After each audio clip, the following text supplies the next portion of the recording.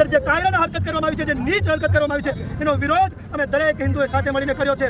અમારી એ માંગ છે સરકાર પાસે, અમને વિશ્વાસ છે સરકાર ઉપર, મોદી સરકાર ઉપર, કે તે હિન્દુત્વની સરકાર છે અને યોગ્ય નિર્ણય લેશે, પરંતુ જલ્દીથી જલ્દી અને કઠોરથી કઠોર અને એવો દાખલો બેસાડવામાં આવે કે નીચ વ્યક્તિઓ બીજી વાર આવી હિંમત કરવાનો વિચાર ન કરે. તમે જુઓ આ કાયરોએ નીચે કેટલી નીચ હરકત કરી છે. દરેક આ કાયરો આતંકવાદીઓએ જે નિહત્તા ટુરિસ્ટ હતા, જે પોતાની ફેમિલી સાથે હતા, પોતે આનંદ મોજ મસ્તી સાથે પોતાનો પ્રવાસ મનોરંજન માણી રહ્યા હતા, ત્યાં જઈને એ લોકો પૂછે છે, ના જાતિ પૂછે છે, ના ભાષા પૂછે છે, ના પ્રાંત પૂછે છે, ફક્ત પૂછે છે કે તમે હિન્દુ છો કે મુસ્લિમ. અને જેવું કહેવામાં આવે છે કે અમે હિન્દુ છીએ તો એને પૂછવામાં આવે છે કે તમને કલમો પડતા આવડે છે? તો કહે છે ના, કલમો પડતા નથી આવડતો. અને જેવી એને ખબર પડે છે ત્યાં તરત ગોળી મારવામાં આવે છે, અને સાથે સાથે ગોળી તો મારવામાં આવે છે. અને એમાં અમુક જે હિન્દુ ભાઈઓ હતા એ જે ખોટું બોલે છે, પોતાનું જાત બોલતા નથી, તો એમને નગ્ન કરી એમને ચેક કરવામાં આવે છે કે એમનું ખતના થયું છે કે નહીં. આટલી નીચ હરકત પોતાના બાળકો, પરિવારો, પોતાની પત્ની બધાની સામે કરવામાં આવે છે.